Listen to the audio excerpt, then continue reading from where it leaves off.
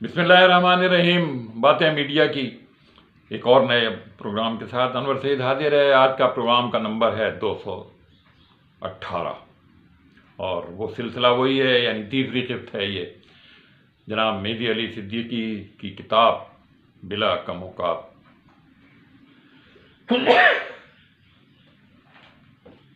کی تیسری قسط پہ تعارف کی۔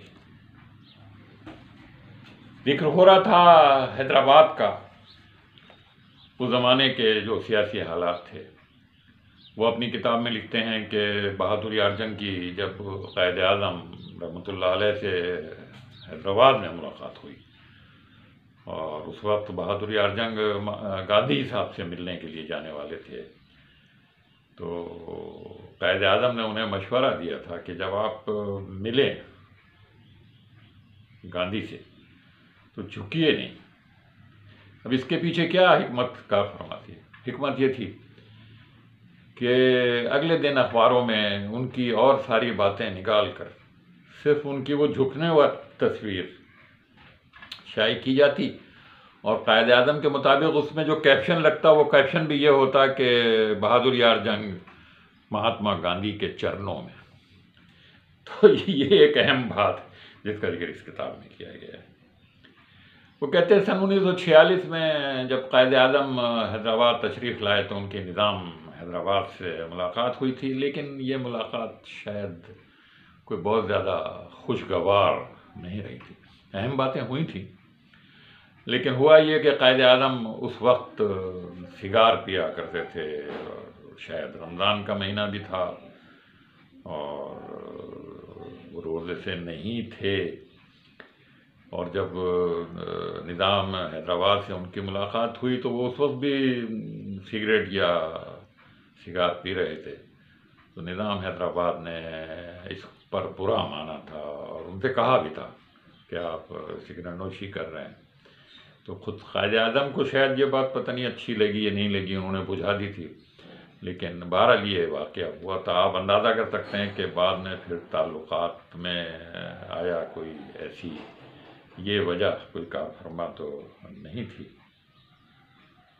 وہ کہتے ہیں کہ قیام پاکستان کے بعد ہجرت کر کے جو لوگ پاکستان آئے تھے اور جو لوگ اس زمانے کے صوبہ سرحد میں پناہ گزین ہوئے تھے،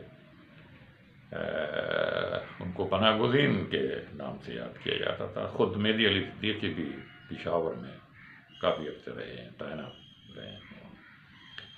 کہتے ہیں پنجاب میں انہیں تلیر کے نام سے یاد کیا جاتا تھا، اور سندھ میں انہیں ماکڑ کہا کرتے تھے۔ اب یہ تینوں لفظ سمجھ لیں ان کے کیا معنی ہیں، لیکن بہرحال یہ ایک حقیقت ہے جو اس کتاب میں بیان کی گئی ہے۔ پشاور میں جب وہ پاکستان آنے کے بعد پہلی مرتبہ سرکاری ملازمت میں، چونکہ وہ حیدرآباد میں مجسٹریٹ رہ چکے تھے اور علی گڑھ کے پڑے ہوئے تھے، تو پاکستان آنے کے بعد انہیں زیادہ دقت نہیں ہوئی، اور پھر خان عبدالقیوم خان کا بھی ذکر کرتے ہیں اور اپنے عزیزوں کا بھی ذکر کرتے ہیں جو اس زمانے میں بیوروکریسی میں پشاور میں تھے۔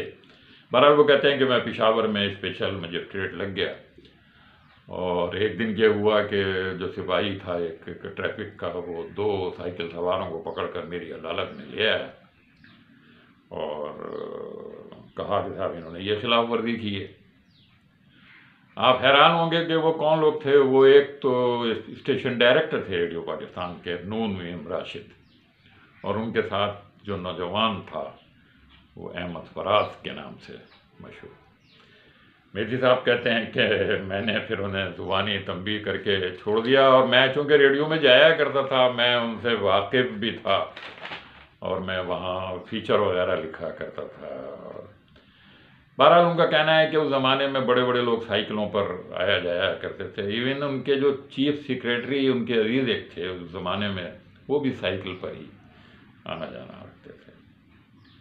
وہ بتاتے ہیں کہ ریڈیو پاکستان پشاور کے لیے وہ فیچر بھی مہدی صاحب لکھا کرتے تھے اور مضامین بھی پڑھتے تھے۔ شاعر بھی تھے، لیکن شاعری انہوں نے ریڈیو والوں پر ظاہر نہیں کی۔ وہ ایک بہت اہم بات یہ بتاتے ہیں کہ پاکستان کے قیام کے وقت حیدرآباد دکن سے پاکستان کو قرض لینا پڑا تھا. 20 کروڑ روپے کے تمسکات مالی حالات اچھے نہیں تھے، اور اس کی وجہ یہ تھی کہ ہندوستان کو معاہدے کے تحت تقسیم کے 55 کروڑ روپے کی رقم پاکستان کو دینا تھی، جو اس نے اپنی ازلی نفرت اور دشمنی اور بے ایمانی کی وجہ سے روک رکھے تھے. گاندھی جی نے پھر اس پر بہت احتجاج کیا تھا ہندوستان کی حکومت سے، اور پھر ان کے احتجاج پر یہ روپے پاکستان کو مل بھی گئے تھے. اور اسی کا نتیجہ تھا کہ جو مہاسبھائی اس زمانے میں تعصب والی ہندوؤں کی جماعت تھی، اس کے ہی ایک کارکن نے گاندھی جی کو جنوری سن 1948 میں گولی مار دی تھی. تو یہ بہت سارے اس طرح کے واقعات ہیں جن کا اس کتاب میں ذکر کیا گیا ہے. بہت تفصیل سے ہیں. میرے نزدیک یہ انکشافات ہیں، بہت سارے لوگوں کو ان کا علم ہوگا. انشاءاللہ اگلی قسط میں پھر ان میں سے کچھ باتوں کا ذکر کیا جائے گا. بہت دلچسپ کتاب ہے، بہت تفصیلی کتاب ہے. جی چاہتا ہے کہ اس میں سے بہت ساری باتیں آپ کے باتیں جو ہیں وہ گوشت گزار کیجیے. انور سید کو اجازت دیجیے. اللہ حافظ.